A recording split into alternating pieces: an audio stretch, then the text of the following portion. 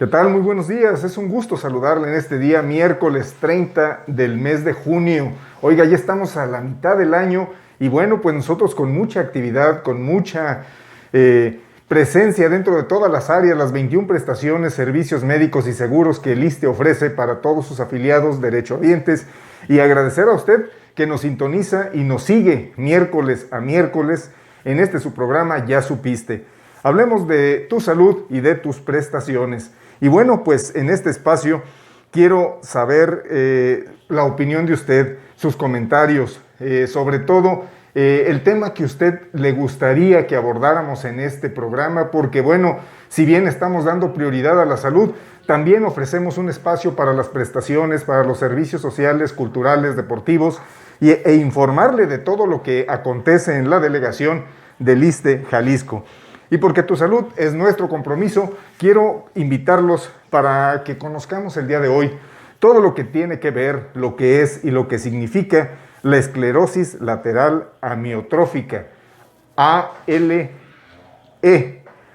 ELA, perdón, es al revés, ya que el 21 de junio se conmemoró la lucha, el día de la lucha de esta enfermedad, y bueno, en el marco de esta fecha, pues queremos compartir con usted estos conocimientos por parte de una invitada muy especial que viene a hablarnos de este tema y además, pues, darle la más cordial bienvenida. Se trata de la doctora Selene Berenice Vega Gaxiola. Ella es neuróloga de adultos y especialista en neurorehabilitación en el Hospital Regional Dr. Valentín Gómez Farías. Doctora, muy buen día. Buen día, Salomón.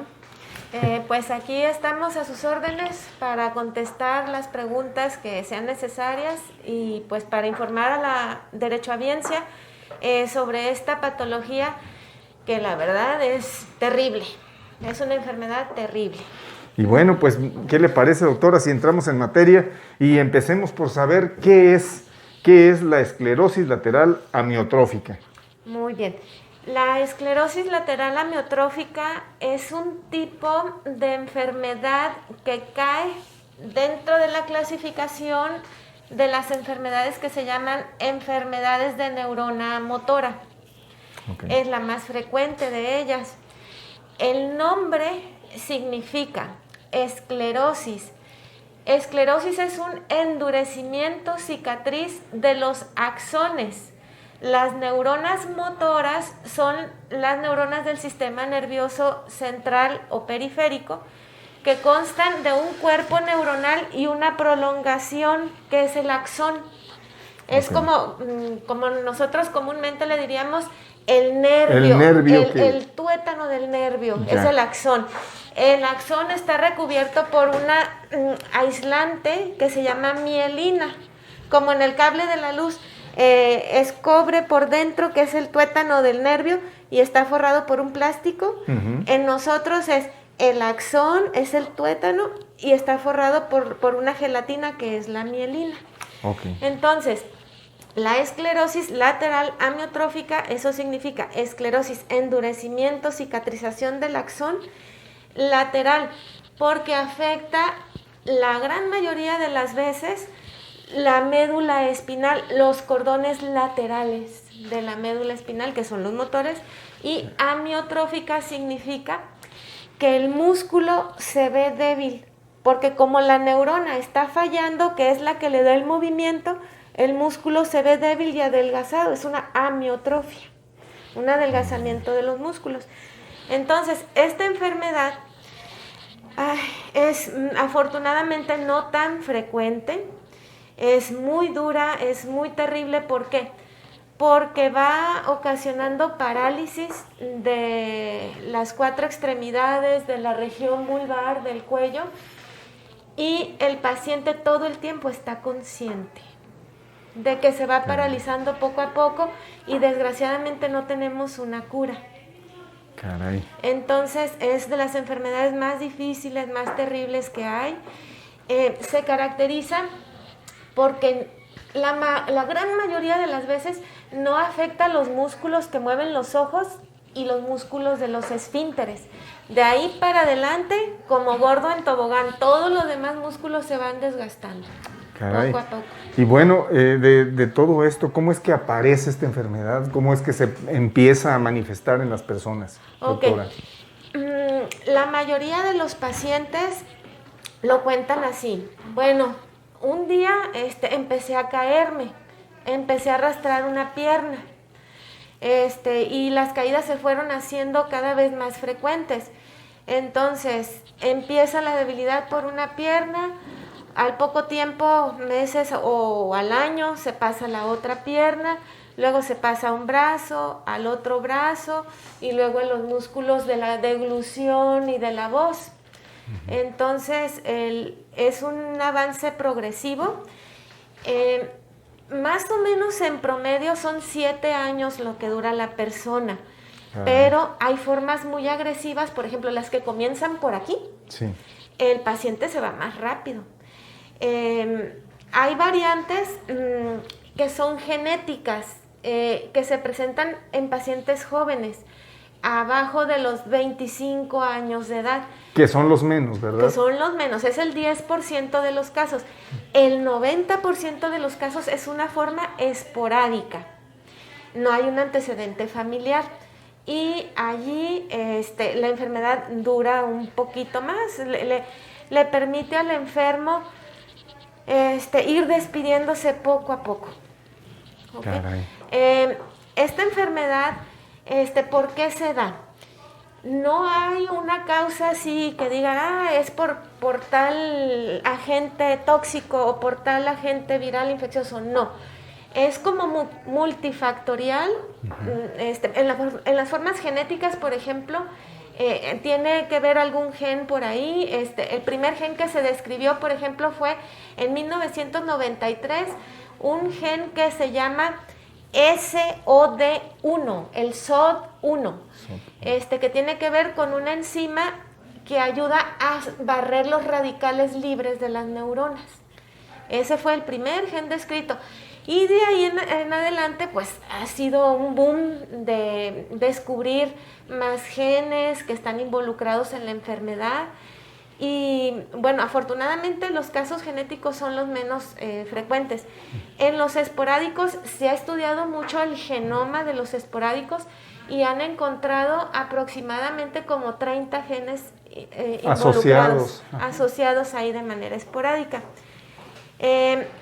Va a venir la pregunta, bueno, yo que tengo un familiar con ELA, ¿qué posibilidad tengo de traer el gen?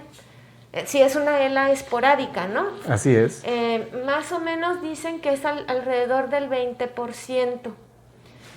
Que tengo más probabilidades yo de desarrollar una enfermedad de este tipo que el resto de la población que no tiene familiares con ELA, más o menos. Entonces, bueno, pues estamos hablando de una enfermedad que no es propiamente común, pero que se presenta de manera repentina, de manera, pues como bien lo dices, doctora, multifactorial. No hay algo que lo determine, o es que hay muchos estudios de por medio para poderlo determinar. ¿Cómo se maneja cómo se da cuenta el médico para hacer el diagnóstico de que es ELA? Nosotros primero hacemos un interrogatorio detallado, ¿no? Preguntamos antecedentes heredofamiliares. Okay. Y luego preguntamos en el medio laboral si hay exposición a insecticidas, a metales pesados, a contaminación. Y vamos viendo pues qué antecedentes trae el paciente. Hay casos que se han reportado que son por intoxicación por manganeso, que son un cuadro muy parecido a intoxicación por manganeso. Y también se ha visto en pacientes que han bebido agua contaminada con selenio. Entonces, menciono esto porque ya ve que aquí tenemos unos ríos muy contaminados. Así es. Entonces, justamente ayer me llegó una paciente por otra enfermedad neurológica distinta, pero con un avance muy importante, una degeneración muy importante de su condición, y me llegó con unas hojas engrapadas, con unos niveles de metales pesados en la sangre, No se lo hicieron en sangre, se lo hicieron en cabello. En cabello. Entonces, le diagnosticaron por ahí que traía una intoxicación por metales pesados. Durante el año de la pandemia fue terapia de quelación y todo eso. De hecho, esta enfermedad, la ELA, cuando se empezó a ver, les daban esas terapias de quelación para barrer los metales pesados, a ver si mejoraban, pero no funcionaba. Bueno, entonces, pero volviendo a la pregunta, ya me desvié. Entonces, interrogamos al paciente, hacemos una buena exploración neurológica y pedimos los estudios para ver qué está pasando con esas neuronas. El estudio se llama electromiografía. Electromiografía. Y a partir de allí partimos.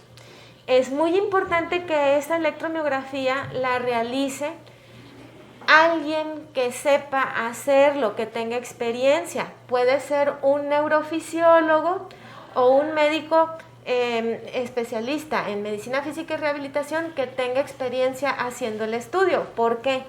Porque ya me ha tocado más de 2 ocasiones que me mandan pacientes con diagnóstico de ELA, que es un diagnóstico de una enfermedad incurable, cuando el paciente no tiene eso, tiene un remedio, tiene un tratamiento. El paciente llega todo mal por el diagnóstico que le han dado de que es una ELA y resulta que no. La electromiografía no está bien hecha, entonces ahí es lo que hay que saber. Lo que hay que saber. Entonces, son exámenes de laboratorio, son estudios como la electromiografía. Sí, la electromiografía se mete una aguja en lo que es los músculos, por donde pasan algunos nervios, y se mide la actividad de las neuronas que mueven, las neuronas motoras y las neuronas sensitivas. Entonces, ya viendo cómo trabaja el músculo, cómo trabaja la neurona, nosotros ya vamos viendo qué tanto denervado está el paciente, qué tanto daño hay y qué tanta reinervación ya hay. Muchas veces ya hay reinervación en los pacientes porque ya es una enfermedad que ya va algo avanzada. Avanzada, ¿verdad? Entonces, a partir de ahí vemos nosotros ese resultado y tenemos que descartar que no haya otras patologías que estén comprimiendo la médula espinal acá arriba en la región cervical. Entonces hacemos estudios de imágenes. Si hay por ahí algún foco rojo que me indique que el paciente pueda traer un tumor oculto, tengo que pedir estudios para descartar una tumoración oculta también. ¿Okay? O la tiroides. Ajá. ¿Por qué? Porque muchas veces un tumor oculto puede dar anticuerpos contra nuestras neuronas. Entonces, todo eso uno tiene que ir pensando, ¿ok? Entonces, solicitamos estudios de sangre, electromiografías, estudios de imágenes. Darle un diagnóstico a un paciente de esta naturaleza, uno tiene que tener bien estudiado al paciente para poder darle ese veredicto final. Entonces, no podemos soltarlo así a la primera. Tenemos que estudiar bien al paciente. Sobre todo, bueno, el impacto que genera, tienes esclerosis lateral amiotrófica. ¿Y qué voy a hacer? A partir de ahí, ¿qué se hace, doctora? Bueno, a partir de allí se le explica al paciente en qué consiste la enfermedad, que es un manejo multidisciplinario el que se tiene que hacer. El paciente va a vivir una etapa de duelo. Se tiene que enviar a psicología, de preferencia a tanatología. Tiene que el paciente hacer rehabilitación física desde el inicio. Una rehabilitación física de fortalecimiento de las 4 extremidades submáxima, sin cansarse, donde el paciente mantenga los arcos de movimiento de las 4 extremidades. Se le tiene que enseñar al paciente a hacer ejercicios de respiración, porque eso es lo que se va afectando en última instancia. Y el paciente y su familiar tienen que platicar cuál es el deseo del paciente. Si quiere que lo intuben cuando se llegue el momento necesario o no. Si va a querer que le pongan alguna sonda de gastrostomía o sonda nasogástrica para alimentación o no. todo lo tiene que dejar en orden el paciente. ¿Qué más? Lo mandamos al neumólogo para que le vayan viendo qué capacidad vital tienen sus pulmones. El neumólogo le va a decir que tiene que tener al corriente sus vacunas de influenza, de neumococo, todo eso. ¿Qué más? La rehabilitación, la atención psicológica, lo neurológico. Y nosotros, desgraciadamente, no tenemos un tratamiento que cure la enfermedad. Hay por ahí algunos medicamentos que se aprobaron en los 90s. Uno de ellos es el Riluzol. Y pues no mejora mucho la condición del paciente, no lo cura. Hay otro medicamento que en el 2017 se aprobó en Japón, es Edarabone, y ese medicamento pues sí mejora algo la condición del paciente, pero tampoco lo cura, no lo tenemos aquí en México. Sí. Y para el manejo de los síntomas, por ejemplo, que estoy muy cansado, se da algún medicamento, para los calambres otro medicamento, para el dolor, analgésicos. Se le explica al paciente que tiene que estar cambiando frecuentemente de posición para evitar las contracturas y el dolor. O la formación de llagas también, ¿verdad? Por permanecer mucho tiempo en una sola posición. Así es, cuando llegue el momento se va a tener que usar una silla de ruedas. Entonces hay que buscar una silla de ruedas adecuada al paciente, donde el paciente esté cómodo, esté acoginado. Ay, ¿qué más? Poner en la casa, o sea, darle buena calidad de vida al paciente. Por ejemplo, para bañarse, poner agarraderas, poner alguna silla especial para el baño, para que el paciente no se caiga. Sí. Acondicionar la casa con rampas de tal manera que el paciente pueda moverse lo más fluido posible. Sí, no, y además, bueno, estamos dándonos cuenta también, doctora, que esto se maneja de manera integral con miembros de la familia, con el personal médico o clínico, pero también el paciente tendrá deseos de hacer más cosas y pues va a necesitar que todo el tiempo, o la mayoría del tiempo, pues esté alguien cercano, desde la necesidad de ingerir alimentos, la necesidad de hacer pues sus necesidades fisiológicas, acostarse, bañarse, y bueno, pues eso es muy importante que lo mencione, porque bueno, también a mí ahorita me surge una duda. ¿Cuál es la diferencia entre esclerosis múltiple y esclerosis lateral amiotrófica? Pareciera que son lo mismo, pero no es lo mismo. No, son enfermedades muy diferentes. Okay. Esclerosis múltiple, ¿qué es? Ahí les va. ¿Se acuerdan que hablamos del nervio? Sí. Que es el axón forrado de mielina. La esclerosis múltiple es esclerosis en placas. En placas, nada más. La mielina, el recubrimiento del nervio, es el que se va carcomiendo, se va desgastando y va dejando un endurecimiento que se ve al microscopio como una placa dura. Okay. Esa es la esclerosis múltiple. Entonces es del aislante de los nervios. Y la esclerosis lateral amiotrófica es una degeneración de la neurona, o sea, del tuétano del nervio, del axón. ¿Ok? Sí, perfecto. Y qué bueno que lo menciona, porque en la electromiografía que nosotros solicitamos no debe de haber desmielinización, ni bloqueo de la conducción, porque ahí ya estamos hablando de otra patología que sí tiene remedio y sí tiene tratamiento. Qué bueno, qué bueno entonces hacer esta comparativa, y sobre todo usted, cibernauta derechohabiente que nos sintoniza, nos ve y nos escucha, sepamos diferenciar lo que es la esclerosis múltiple de la esclerosis lateral amiotrófica. Qué interesante. Y bueno, pues nos comentas que no tiene una esperanza de vida muy amplia una persona que tiene la esclerosis lateral amiotrófica. Lo mencionabas hace un momento, y que va avanzando esta enfermedad y que va causando degeneración en la persona. Sí. ¿Qué podemos hacer? ¿Hay tratamiento para poder ahora sí que sobrellevar esta condición de vida, esta nueva condición de vida? No hay tratamiento. No hay tratamiento. Nada más damos manejo para los síntomas. Si el paciente tiene contracturas, calambres o dolor, damos medicamentos. Si tiene fatiga, damos medicamento. Si tiene problemas de insomnio, que es bien lógico que los tenga, damos medicamento para eso sin afectar la función respiratoria. Tenemos que tener mucho cuidado con eso. Si el paciente obviamente va a tener una depresión, si está cursando con depresión, tenemos que enviarlo de manera conjunta con un psiquiatra, manejarlo ahí. Y le digo, es bien importante los cuidados paliativos.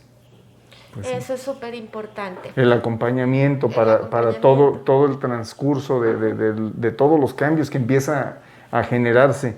Sí. Y bueno, pues, ¿cómo evitar esta esclerosis lateral amiotrófica? ¿Cómo saber que va a aparecer? ¿Hay manera de poderlo averiguar? Oye, tienes tales síntomas, ¿pudiera darse que desarrolles esclerosis lateral amiotrófica? ¿Hay avisos del cuerpo? No hay una manera de saber quién la va a desarrollar. Okay. Cuando la enfermedad va en etapas iniciales, pues le digo, empieza así como de que puedo tener débil una pierna, un brazo, por ahí algún problema para tragar, pero ya el diagnóstico se hace cuando ya tenemos afección de 2 o 3 regiones del cuerpo afectadas. ¿Cómo podemos prevenir este tipo de enfermedades neurodegenerativas? Bueno, primero, teniendo buenos hábitos, durmiendo bien. Okay. ¿Qué pasa durante el sueño? ¿Para qué dormimos? ¿Por qué nuestro cerebro necesita dormir? Cuando dormimos, nuestra barrera hematoencefálica de cierta manera se abre y el mismo flujo gradiente de nuestro líquido cerebral va empujando y va sacando las toxinas hacia afuera. Okay. Eso es noche tras noche. Nuestras toxinas que producimos en el día por el trabajo neuronal se desechan al líquido y son empujadas por la corriente del líquido hacia la barrera hematoencefálica y van saliendo. Y esa es la manera que nuestro cerebro tiene de cierta forma desintoxicarse. Okay. Ahora imagínense, un paciente que no duerme bien, que tiene así 3, 4 años, ¿qué va a pasar? Las toxinas no van a salir, se van a quedar ahí acumuladas y van a seguir degenerando las neuronas. Entonces, está el insomnio muy malo, tenemos que quitarlo, tenemos que tener buenos hábitos al dormir, una buena dieta, eliminar comida chatarra, exceso de grasas, exceso de harinas, eso es muy malo. Tenemos que cuidar los niveles de glucosa, la glucosa elevada. Una diabetes mal controlada daña mucho los nervios, tanto periféricos como las neuronas a nivel central. Y para muestra un botón, tengo 2 pacientes que curiosamente me llegaron con diagnóstico de ELA y no tenían esa enfermedad, lo que tenían era una diabetes súper mal controlada. Súper mal controlada, con hábitos dietéticos muy malos. ¿Ok? Entonces, hay que hacer ejercicio. Las guías dicen que para, por ejemplo, evitar el infarto cerebral, tenemos que ejercitarnos 4 días a la semana y sesiones mínimas de 40 minutos de ejercicio. Ejercicio aeróbico, caminar, correr, nadar, lo que a uno le guste. Pero 4 días a la semana, arriba de 40 minutos. Todos esos hábitos van protegiendo nuestro sistema nervioso. Dormir bien, comer bien, hacer ejercicio, bajarle al estrés. Y una manera de proteger nuestro cerebro es tomando antioxidantes. Por ejemplo, ahorita estamos teniendo experiencia con un antioxidante que es extracto de la semilla de la granada, aceite de semilla de granada, pero el detalle está en que el aceite está nanoemulsificado, está modificado ese aceite. La patente lo tiene la Universidad Hebrea de Jerusalén, ¿sí? ¿Se valen decir nombres comerciales aquí? Adelante, doctora. Ok, es Granagar. Son cápsulas, se toman 2 cápsulas antes del desayuno. Y este antioxidante tiene ácido punícico. ¿Qué es lo que hace el ácido punícico? Como está nanoemulsificado, por cada gota de agua me quedan a mí 1.300.000 nanogotas del ácido punícico. Me tomo yo las cápsulas, se absorbe en el estómago, atraviesa la barrera hematoencefálica y va y hace trabajar mejor las mitocondrias. Ayuda a barrer radicales libres, baja la oxidación que día con día nuestras células tienen. Y también es un neuroprotector, la pared de las neuronas también se beneficia. Muy interesante. Este antioxidante pudiera ayudar a prevenir este tipo de enfermedades que son muy catastróficas, muy terribles. Caray, no, bueno, pues ahora sí que nos estás abriendo un panorama muy interesante de todo lo que pudiéramos prevenir o hacer para tomar en cuenta el hecho de tener mejor condición en nuestra condición neuronal. Y bueno, pues a todo esto, ¿cómo evitar precisamente esta condición? Si ya el paciente empieza a tener degeneración en su estado físico, ¿cómo es su última etapa? ¿Cómo ayudarlo? ¿Cómo podemos echarle la mano para que él tenga una mejor calidad de vida en sus años que tiene ya con esta enfermedad? Ok. En mi opinión, punto número 1, lo más importante es hablar. Ok. Lo que no se habla no se puede curar, es una energía que queda atorada y no puedes seguir adelante. Si tienes una enfermedad incurable como la ELA, tienes que poner en orden tus cosas. Hablar con tu cuidador primario, tu pareja, tu esposa, tu esposo, y ir poniendo orden a las cosas que puedan quedar pendientes. En lo económico, en lo material, en lo psicológico, en lo emocional. Poner en orden eso. La enfermedad va a ir avanzando y va dejando paralizado al paciente. El paciente ya sabe que tiene que hacer las paces con su enfermedad, hacerse amigo de la enfermedad, porque si se hace enemigo de ella, el deterioro, el avance de la enfermedad es más rápido y es peor. Hay que aprender a vivir con la enfermedad, y en tanatología se tocan esos puntos. Se va viendo que la enfermedad no es tan mala a veces como parece, y a veces nos va dando regalos que de otra manera no hubiéramos sabido apreciar. Entonces, el paciente se va quedando paralizado poco a poco. Hay que movilizarlo lo que se pueda para evitar que se hagan las llagas por decúbito, por presión. Cuando llegue el momento de usar una sonda nasogástrica o una gastrostomía, eso ya lo tendría que haber hablado el paciente con su cuidador, si eso es lo que él desea o no. Y nosotros como médicos tenemos el deber de respetar la vida.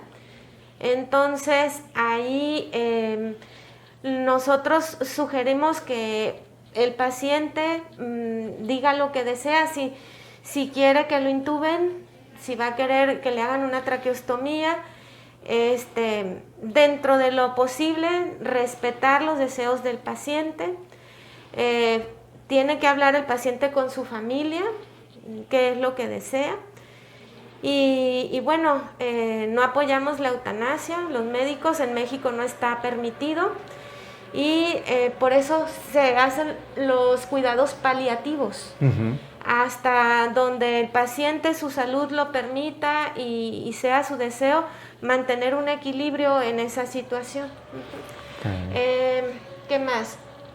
He tenido pacientes que no desean ser intubados y que no acuden al hospital en los últimos momentos, desean quedarse en su casa, con su familia, rodeados de su familia.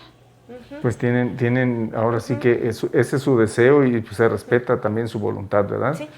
Y en cambio hay pacientes que dicen, no, hasta las últimas, porque puede que salga un tratamiento nuevo que me cure de la enfermedad y lo podemos frenar y yo puedo seguir viviendo. Entonces somos seres humanos, claro, y somos una gama de opiniones y de sentimientos. Entonces, pues aquí lo importante es el respeto. Y además, bueno, pues quizá estas personas que optan porque sí sean intubados, pues están a la expectativa de mantener una esperanza de que algo pueda salir dentro de la ciencia, que les ayude a poder, si no bien curarse, sí prolongar un poco más la vida. También digo, es válido pensarlo y naturalmente, pues déjeme comentarle también como dato, somos 127, casi 130 millones de mexicanos. Estamos hablando de que en México la prevalencia puede ser entre 5,000, 7,000 casos aproximadamente. Entonces estamos hablando de que de un 1% que padece o puede padecer esta esclerosis lateral amiotrófica, doctora. Sí, más o menos del 2 al 3%. Del 2 al 3%. Sí, en Estados Unidos y en Europa la prevalencia, o sea, la existencia de casos más o menos es de 10 a 12 personas por cada 100,000 habitantes. Oh, eso es. Y la incidencia, que es más o menos los casos que ocurren en un año, es de 1 a 2 por cada 100,000. Sí, además, bueno, pues nos viene a la memoria, estimado cibernauta, derechohabiente, amigo que nos sintoniza, déjeme decirle que de manera cercana tuvimos hace algunos años una experiencia precisamente con una compañera que esto le sucedió, que de manera inesperada empezó a tener problemas de que le temblaban las rodillas, de que no podía sostenerse mucho tiempo de pie, y hasta que empezó a arrastrar más una pierna y de repente se caía. Llegaba a la oficina y, ¿saben qué? Es que aquí afuera me tropecé y me caí. Sí. Pero yo no sé con qué me resbalé, es que el batiente estaba más alto. O sea, eran situaciones que no alcanzaba a medir. Sí. O que quizá la extremidad ya no respondía igual. Y ella estaba joven, ¿no? Pues naturalmente yo no llegaba a los 45 años. Y eso pues no sabíamos nosotros realmente qué aconsejarle. Pero para ella pues era un descuido. Y así empezó. Y bueno, le mandamos un cordial saludo donde quiera que nos vea, nos escuche, porque sabemos que sí está al pendiente precisamente de lo que en el ISSSTE sucede. Ella naturalmente pues tenía muchos años todavía por vivir y tiene todavía condición de vida para seguir brindando amor a sus seres queridos, y está precisamente atravesando por esta esclerosis lateral amiotrófica. Entonces, bueno, pues sabemos también que dentro de esta gama de personas, pues no nada más son jóvenes o nada más adultos mayores. También hay famosos que de repente nos damos cuenta que llegan a padecer esta enfermedad y sobre todo pues nos llama la atención que sean deportistas. En el caso de Steve Smith, jugador de fútbol americano, o lo mismo que Mike Soles, Juan Carlos Unzúe, quien fue portero y ahora posteriormente entrenador de fútbol, John Becker, músico, guitarrista de rock, con David Lee Roth, bueno, pues también tiene este padecimiento. Stephen Hawking, que sabemos que fue un astrofísico dedicado, que desde los 20 o 21 años pues padeció esta condición de vida. Sí. Y bueno, pues cuántos años no le dedicó a la vida, tuvo hijos, avances científicos. No es algo que lo limitara, sino que él pues tenía la condición de poder seguir adelante. Y pues son ejemplos también de personas que tienen esta situación de esta enfermedad. El conductor y presentador Constantino Romero García, quien fue doblaje de voz de actores como Clint Eastwood, Roger Moore, Arnold Schwarzenegger y el personaje de Darth Vader de la trilogía original de Star Wars. Entonces son gente que de todos los estratos también han tenido contacto con esta situación. Y bueno, pues los recordamos y sobre todo, pues también comentarles, tienes una visión muy importante en ese sentido, doctora. Sí. Adelante, por favor. Sí, mire, el 10 de julio a las 11 de la mañana, por parte de la Sociedad Mexicana de Neurología y Psiquiatría, va a haber paramédicos, es para los médicos, una plática acerca del manejo integral de la esclerosis lateral amiotrófica, cuidados paliativos. Están invitados, no se requiere, sin costo, no se requiere ningún requisito para entrar. Se va a dar por Facebook Live. Así como nosotros, Facebook Live es lo que nos mantiene también en contacto con usted. Aquí tengo la dirección, ¿gusta sí, que la lea? Adelante, por favor. www.facebook.com/Sociedad Mexicana de Neurología y Psiquiatría AC /. El sábado 10 de julio a las 11 de la mañana. Así que bueno, pues ahí está la invitación para que todos ustedes puedan conectarse y bueno, pues estar muy al pendiente de lo que se va a hablar también dentro de esta fundación, dentro de esta ciencia. Y bueno, doctora, quiero preguntarle, ¿qué es la reinervación? Reinervación.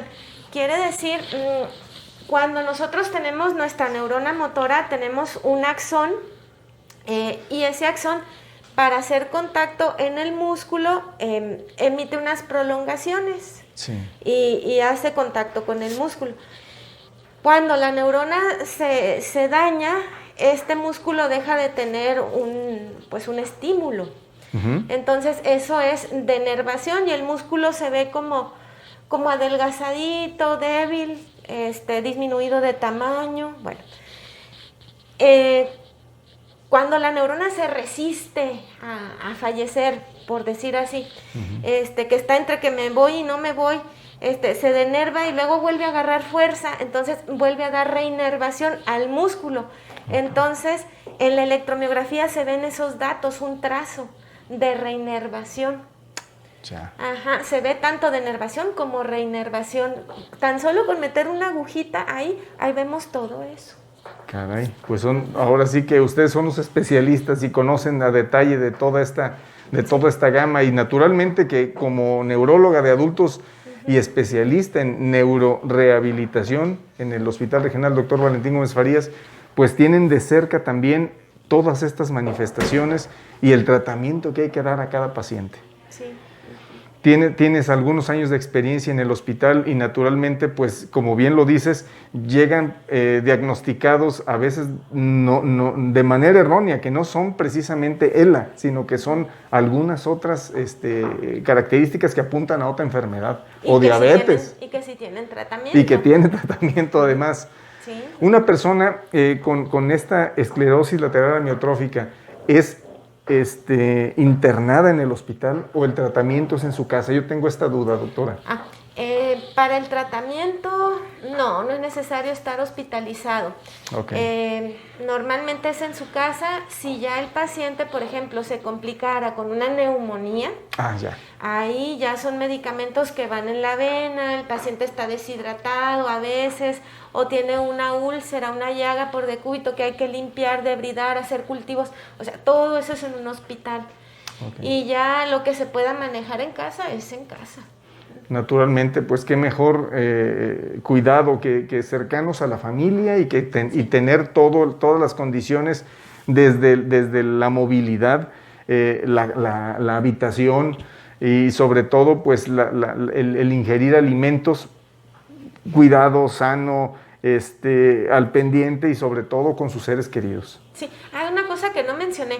También hay terapia del lenguaje y terapia de la deglución.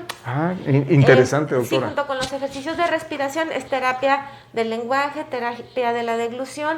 Se le enseña al paciente cómo masticar y cómo coordinar la respiración con la deglución para que batalle menos. Entonces, eso lo vamos viendo conforme el paciente lo va necesitando, pero de inicio nosotros recomendamos eso. Ejercicio físico subóptimo, sin cansar al paciente, y ejercicios de respiración. Y si el lenguaje ya se empieza a afectar, empezar con terapia del lenguaje. Caray, pues sí, qué importante es tomar en cuenta todos estos conocimientos. Y bueno, pues a manera de conclusión, doctora, el tiempo nos está ganando. ¿Algo más que quieras agregar, algún consejo que nos quieras compartir? Sobre todo a quienes tienen o tienen cercano a un familiar con esclerosis lateral amiotrófica. Que hay que hablar. Hay que hablar con el paciente, preguntarle qué es lo que desea, qué necesita, cómo podemos darle una mejor calidad de vida, qué puntos necesita arreglar, qué pendientes necesita solucionar para que se vaya en paz, para que se vaya tranquilo. Okay. Sí, al cuidador del paciente, él también tiene que tener una asistencia psicológica porque también es una gama de emociones y de sentimientos que se están moviendo, como depresión, culpa, miedo, enojo. Entonces el cuidador primario también tiene que tener su tratamiento para poder estar fuerte y sostener al enfermo. Pues ¿Okay? Sí. Entonces lo más importante es hablar, acomodar las cosas, darle prioridad a lo que tiene que ir siendo manejado. Nosotros los médicos nos encargamos de ir dándole tratamiento a los síntomas porque no tenemos una cura para la enfermedad, desgraciadamente. Y bueno, pues cuidados paliativos es lo que podemos hacer. Y esto naturalmente que es un manejo integral por parte del ISSSTE a los pacientes que puedan estar diagnosticados con esta enfermedad y que naturalmente pues se atienden y de manera integral pues se hace un seguimiento y el mayor tiempo, como bien lo mencionas, doctora, pues lo van a pasar en su hogar, en su casa, con sus condiciones de vida, cercanos a su familia. Y pues naturalmente que la medicación viene a ser parte importante de no tener una agravación del dolor físico. Sí. ¿Puedo hacer una sugerencia? Sí, adelante, doctora. Existe en Spotify un podcast que se llama Amorte. Amorte. Amorte, ajá. Ajá. Y en los últimos, como el 21 de junio fue el día de la lucha contra la ELA, Ajá. hay el testimonio de un paciente allí que durante 54 minutos habla cómo ha sido vivir con la enfermedad. Se llama Fernando, el paciente. Está muy bonito el testimonio de él y bueno, pues te deja pensando en este tipo de enfermedades incurables. La manera de afrontar la enfermedad tiene mucho que ver en cómo sobrellevar la enfermedad, cómo vivir el duelo y bueno, es algo que yo les recomiendo que lo escuchen. Pues ahí está la invitación en Spotify. Amorte. Muy bien. Muy bien, ahí está la invitación para todos ustedes. Y bueno, doctora, agradecerte la presencia este día, porque esperemos que no sea la última, porque esta situación y esta condición de vida pues es muy llamativa por el hecho de que es poca la población que puede tener esta condición, pero también pues es el hecho de que existe y de que no hay un momento en el que aparece, pero tampoco desgraciadamente pues hay una cura y hay que asumirla y hay que atenderla y hay que ser ahora sí que pacientes con todas estas manifestaciones y atender de manera integral esta enfermedad. Doctora, pues muchísimas gracias. Es la doctora Selene Berenice Vega Gaxiola del Hospital Regional Dr. Valentín Gómez Farías. Ella es neuróloga y se encarga de la atención a adultos, especialista en neurorehabilitación. Doctora, muchas gracias, que ahora sí que tu trabajo pues tiene mucho mérito dentro del campo clínico, hay mucho que hacer dentro de la neurología y bueno, pues dentro de toda esta gama de atención, el ISSSTE pues también está muy al pendiente de los servicios médicos de alta especialidad, como lo es el Hospital Regional Dr. Valentín Gómez Farías. Te agradezco mucho tu presencia, el que nos compartas este tema y en una segunda ocasión, pues aquí estaremos platicando de otro dato interesante de la neurología. Muy bien, de acuerdo. Muchas gracias por la invitación. Muchas gracias también a todos ustedes por sintonizarnos, vernos y escucharnos en su programa Ya Supiste, el espacio donde hablamos de tu salud y de tus prestaciones y naturalmente recordarte que seguimos todavía con la pandemia, seguimos todavía manteniendo los cuidados, el uso de cubrebocas, el uso de gel, guardar la sana distancia precisamente, atender todos los cuidados que esto nos significa, y naturalmente que aunque ya empieza precisamente a abarcar más la población al vacunarse, pues seguimos teniendo todavía mucho cuidado y mucho que hacer para evitar mayores contagios. Es importante no descuidarnos, porque no queremos que una ola nuevamente nos venga a encerrar y nos venga a trastocar desde el ámbito laboral, social, familiar, económico. Bueno, pues a todos nos involucra, y de todos debemos mantener precisamente estas condiciones favorables para evitar la propagación del COVID-19. Así que le hacemos un llamado muy importante para que sigamos manteniendo estas medidas sanitarias, y recordarte, si te cuidas tú, nos cuidamos todos. Nos vemos en la próxima emisión de ¿Ya supiste? Hasta la próxima.